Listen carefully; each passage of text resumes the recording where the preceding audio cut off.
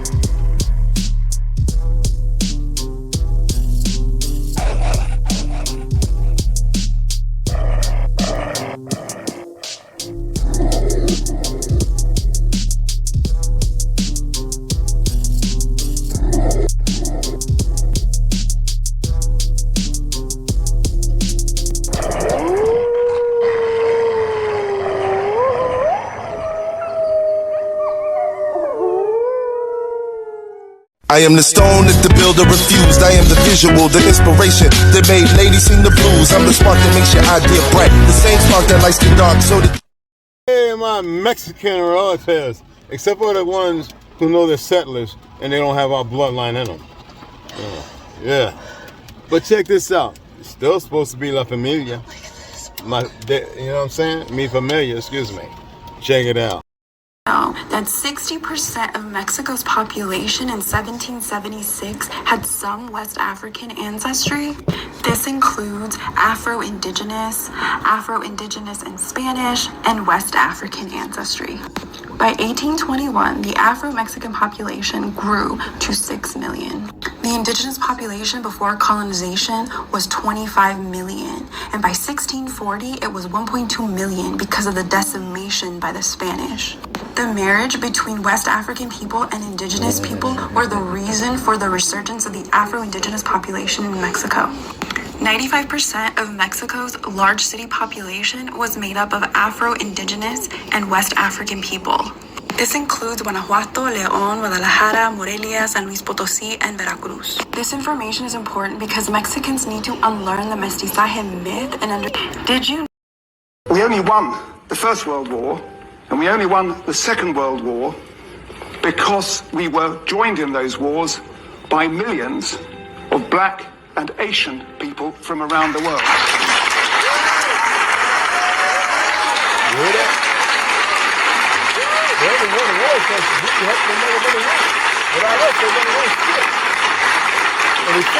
My constituency is twinned with a little town in northern France called Péronne. It was massacred in the First World War, the Battle of the Somme. Hundreds of people from East Lancashire, lads from East Lancashire, were killed. If you go to the Péronne military cemetery, just outside Péronne, you'll find 577 young men buried there. 257 of those come from East Lancashire. They've got names like Ainsworth and Barnes.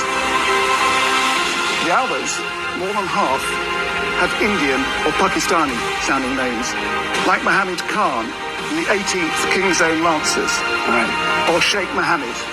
These people died together to fight for us, and that's why having a multiracial society and ensuring that race-based politics has no place in our society is fundamental to the decent British values which are held by most people in this country.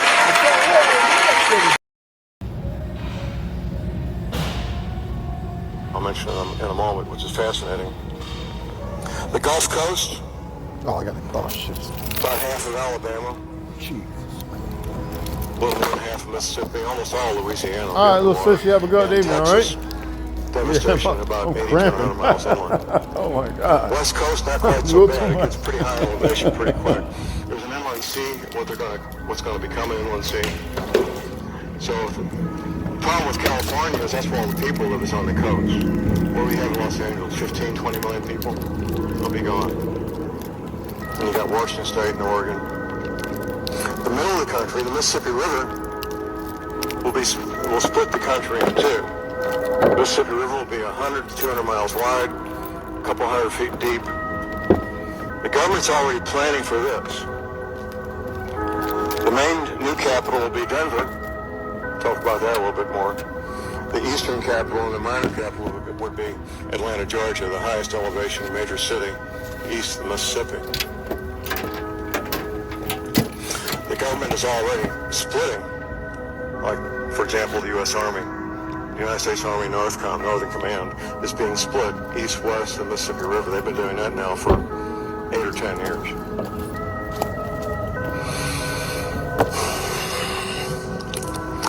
There's a project that I'm working with my listeners on my radio show, and I could not possibly do this by myself. And Florida reminded me of it.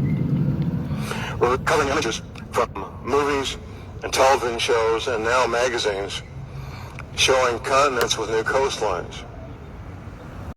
Talking about COVID, and I'm done talking about SARS-CoV-2, and I'm done for a very simple reason. For 110 years, we, the people of the world, have been lied to. We're a group of very small number of criminal, industrial conspirators decided to subordinate the entirety of the human population for the purpose of their sinister plans to enrich themselves while impoverishing and killing the rest of humanity. And I'm done being polite. We've long passed polite. When the words acceptable death rate become part of an industrial norm, we have lost the plot of humanity. And that's not my words.